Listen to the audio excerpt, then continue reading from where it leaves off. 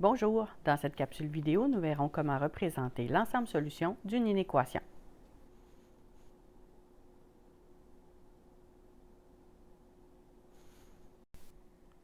Parlons d'abord des modes de représentation qui nous intéressent dans cette capsule.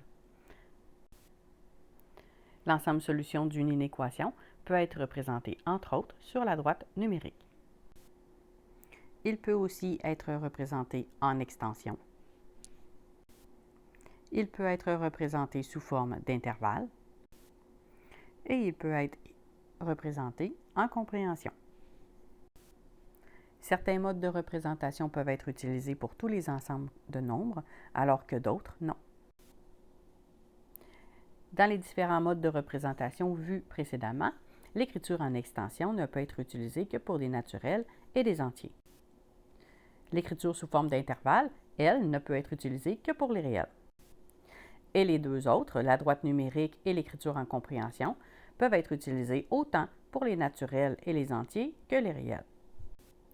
Voyons maintenant quelques exemples. Dans notre premier exemple, nous devons représenter l'ensemble solution de l'inéquation x plus grand ou égal à 3 dans l'ensemble des naturels sur la droite numérique et en extension. L'écriture en extension consiste à faire la liste des nombres faisant partie de l'ensemble solution de l'inéquation. Nous devons utiliser les accolades pour écrire en extension. Alors, on ouvre les accolades.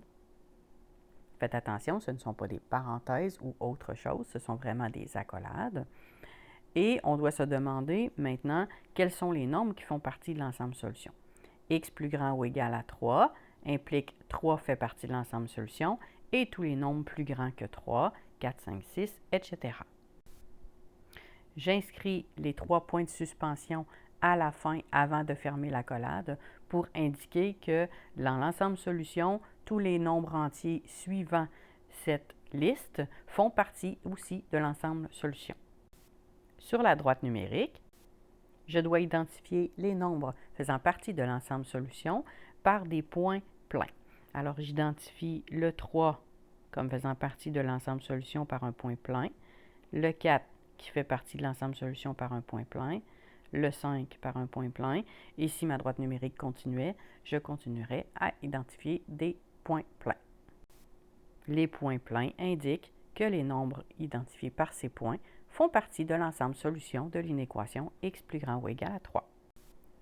Pour l'inéquation x plus petit que 4, donc les nombres faisant partie de cet ensemble solution, le 4 ne fait pas partie de l'ensemble solution, mais tous les nombres qui sont plus petits que 4, donc 3, 2, 1, 0, moins 1, moins 2, moins 3, etc., font partie de l'ensemble solution et ils sont dans l'ensemble des entiers.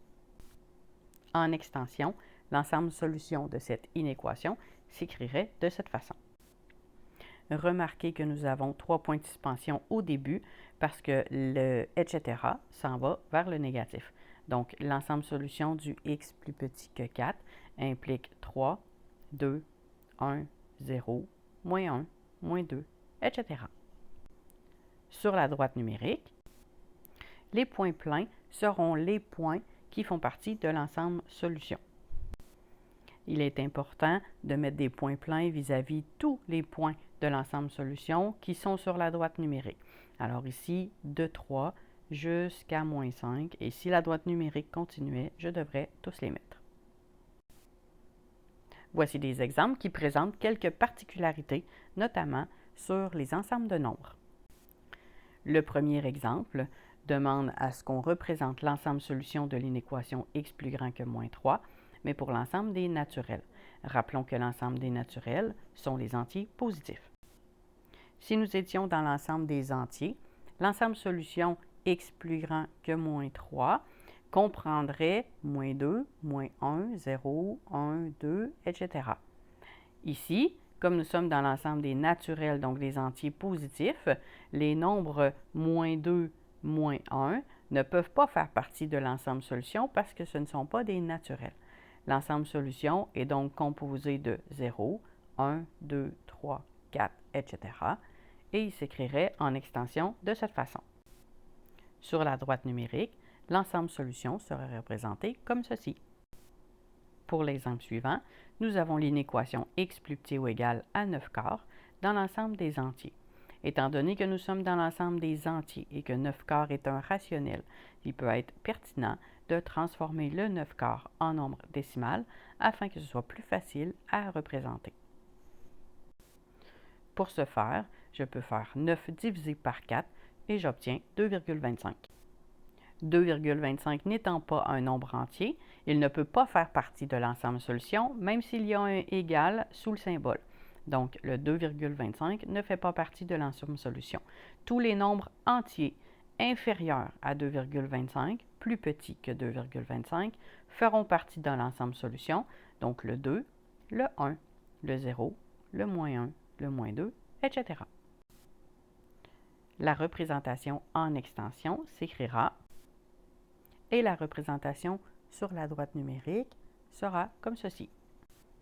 Notez que les points sur la droite numérique indiquent que l'ensemble solution est constitué uniquement des nombres représentés par ces points et non pas des nombres entre les points. Donc, ce sera un petit peu différent pour la représentation dans l'ensemble des nombres réels. Ici, nous représenterons l'ensemble solution d'une inéquation pour l'ensemble des réels sur la droite numérique et avec l'aide de l'écriture en intervalle. Nous commencerons par l'écriture sur la droite numérique afin de bien visualiser l'ensemble solution de l'inéquation. Pour représenter l'ensemble solution de l'inéquation x plus grand ou égal à 3 dans l'ensemble des réels, il n'est pas nécessaire d'inscrire tous les nombres entiers qui figurent sur la droite. Seulement le nombre important, donc le nombre de référence, doit être inscrit. Donc ici, le nombre important, c'est 3. Alors tout ce que j'ai à faire, c'est d'inscrire ici le nombre 3 sur ma droite numérique. Je dois d'abord vérifier et identifier sur la droite numérique si 3 fait partie de l'ensemble solution ou non. Ici, x plus grand ou égal à 3 implique que 3 fait partie de l'ensemble solution à cause du égal qui est sous le symbole. Ainsi, on identifie le 3 comme faisant partie de l'ensemble solution par un point plein. Ensuite, puisque l'inéquation x plus grand ou égal à 3 implique que l'ensemble solution va se trouver à droite du 3, je dois l'indiquer en faisant une ligne qui se rend jusqu'à la fin de la droite numérique. Ici, pour l'ensemble des nombres réels, on fait une ligne et non pas des points pour indiquer que tous les nombres, y compris les rationnels, font partie de l'ensemble solution. Si on mettait uniquement des points, on n'aurait que des entiers. Alors, en mettant une ligne, on montre que tous les nombres, sans exception, font partie de l'ensemble solution. Alors, lorsqu'on utilise la représentation sur la droite numérique, mais pour les réels, on utilise une ligne plutôt que des points. Pour l'écriture en intervalle, il convient, lorsqu'on fait de l'écriture en intervalle, d'indiquer la borne inférieure et la borne supérieure de l'ensemble solution. Ici, la borne inférieure, c'est le nombre le plus petit qui fait partie de l'ensemble solution, c'est le 3. Et la borne supérieure, elle n'existe pas, étant donné qu'on continue vers l'infini pour représenter l'ensemble solution. Donc, on pourrait dire que la borne supérieure, c'est plus l'infini. J'indique donc ma borne inférieure à gauche, je mets une virgule, et j'indique ma borne supérieure, qui est ici, plus l'infini, à droite. L'écriture en intervalle implique l'utilisation de crochets afin d'identifier si les bornes sont incluses ou excluses. Alors ici, le 3 étant inclus dans l'ensemble solution, je dois indiquer mes crochets en mettant les pointes ici, donc les pattes du crochet, vers l'intérieur de l'intervalle. Pour l'infini, donc à chaque fois qu'on indique un crochet à côté d'un infini, on met les crochets, les pattes vers l'extérieur, puisqu'on ne peut pas inclure l'infini.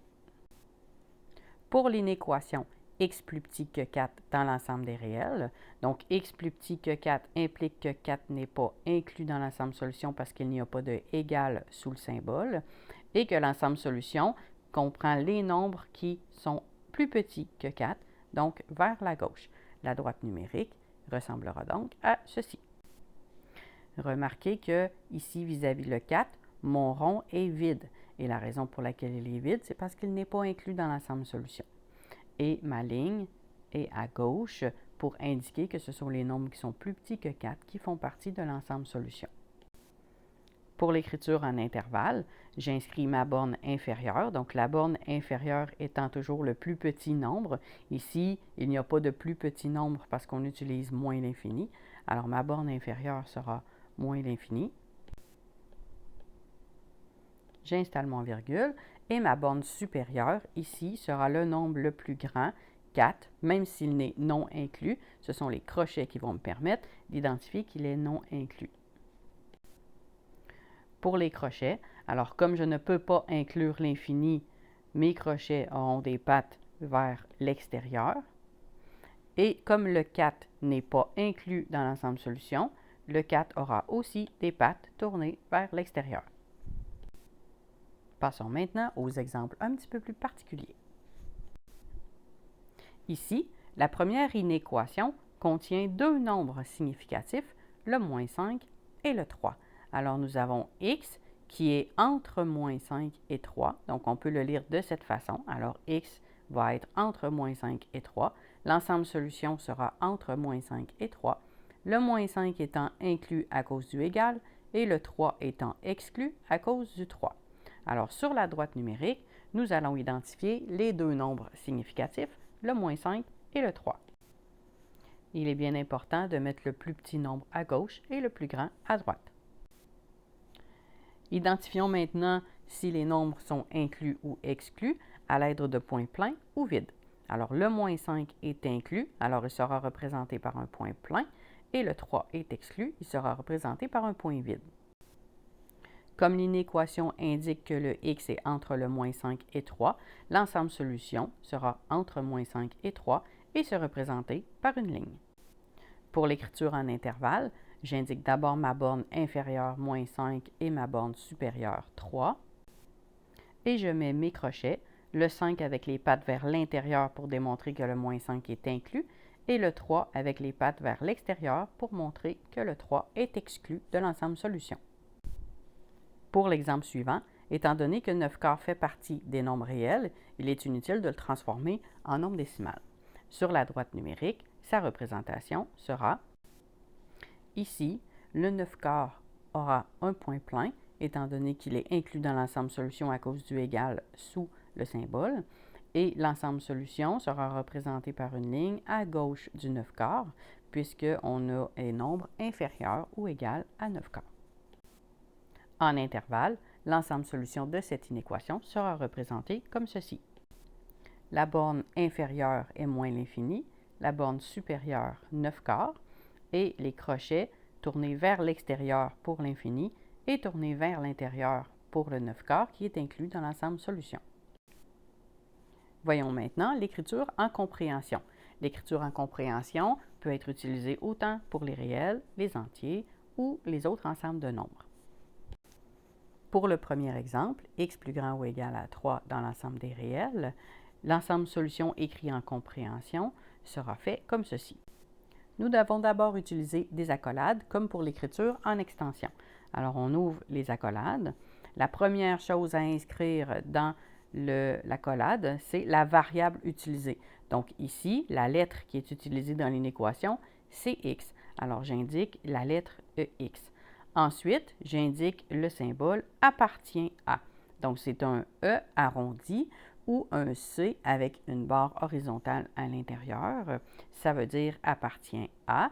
Ensuite, j'inscris l'ensemble. Donc ici, l'ensemble, c'est l'ensemble des réels. Alors, les réels, son symbole, c'est le R avec une double barre verticale. Ensuite, je dois séparer les deux parties par une barre verticale un petit peu plus longue qui signifie tel que. Donc, la première partie et la barre verticale qui signifie tel que. Et ensuite, à la partie de droite, tout ce que je fais, c'est réécrire l'inéquation telle qu'elle et je ferme mes accolades. Dans l'écriture en compréhension, il y a des éléments qui vont toujours être présents et d'autres éléments qui vont changer. Par exemple, les accolades au début et à la fin seront toujours là. Le symbole appartient à va toujours être présent aussi. Et le symbole, la ligne verticale pour tel que, sera toujours aussi présent. Ce qui va changer, c'est la variable, parce que ce ne sera pas toujours la lettre x qui va être utilisée dans l'inéquation, le symbole de l'ensemble de nombres, parce que ce ne sont pas toujours des réels, et l'inéquation, puisqu'il faut écrire l'inéquation qui nous est donnée dans l'exercice. Pour l'inéquation y plus petit que 4, dans l'ensemble des entiers, indiquons d'abord les éléments qui ne changeront jamais. Alors, comme je sais que mes accolades vont toujours être là, le symbole appartient et le tel que, je les ai déjà indiqués. Ensuite, il ne reste plus qu'à compléter avec l'inéquation y plus petit que 4. On commence avec la variable y,